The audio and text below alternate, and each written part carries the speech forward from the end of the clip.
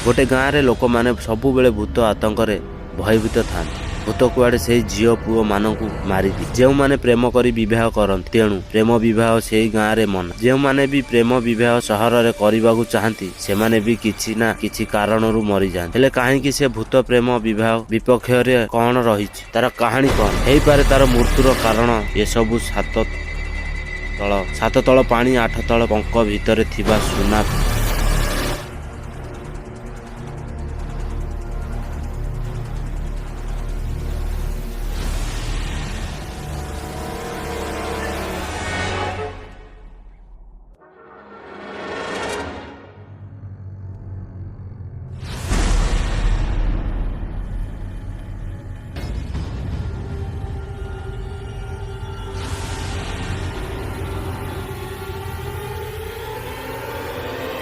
हरुआ परी गोटे रहस्य आ तमे माने जानिछ से गाँव ना हूँ आनंदपुर। एतिकी कही सुजाता टिकिए रहीगला एवं डरी डरी बाहर आड़े चाहिला। हठात गोटे पिला पचारिला दीदी यही आम गाँव को लगी जो आनंदपुर रही आपण ता विषय कहउछन। सुजाता टे पाठ पढ़ारे बहुत ज्ञान बयस 24 कि 25 हेब। श्यामल वर्णर 5 फुट झील रंग सिना कला हेले झीलटी भारी सरल। केउंझर जिलार आनंदपुर को लगी रही गाँ कनकपुर झील।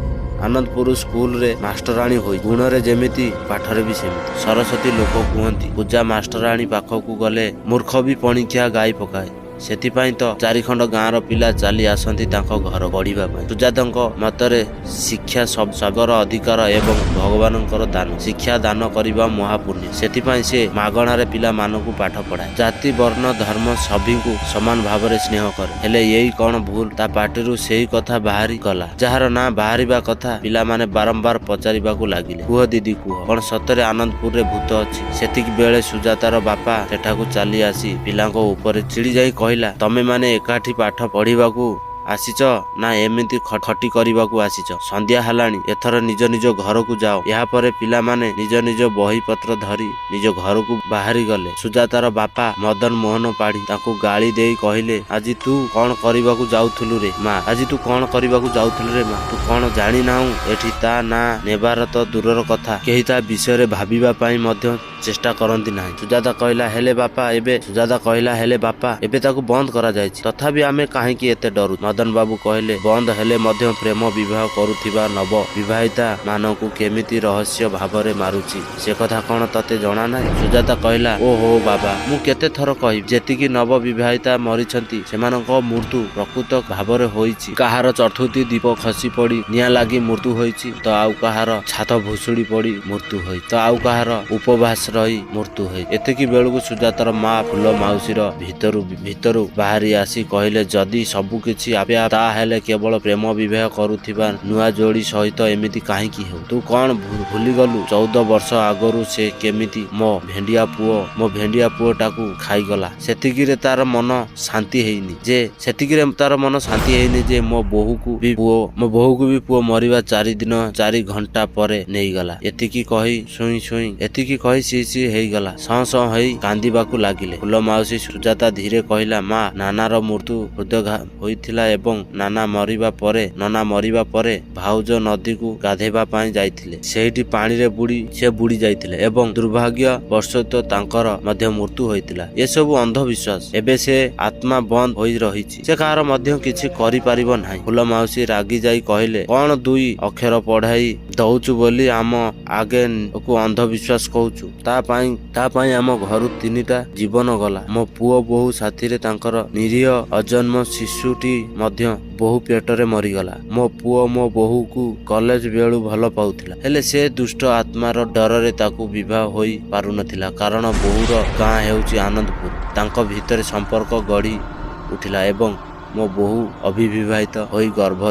धारणा कला। नाना लोक नाना कथा कहले सेतिपाई बहुत पूजा पाठ करिबा परे सेमानंक बाघर कराइले हेले कौन हैला से मायाबी सबु किछि नष्ट करिदेला। मदन बाबू फुल माउसींकर धरी कहले थाउ चिकू माँ आउ कांदेना आम चिकू बहुत दिन हेबो आमको छाड़ी देई चली गलानी हेले ता आखिरे एबे जाए पानी मरी नाही पानी सुखु नाही। सेतबेले तांको घर रास्ता देई गोटिए मदुआ आनंदपुर आड़कू जाउथिला। ମଦ ନିଶାରେ ସେ ପୁରାପୁରି ମଜି ଯାଉଥିଲା। ଠିକ୍ ଭାବରେ ଚାଲି ପାରୁନଥିଲା।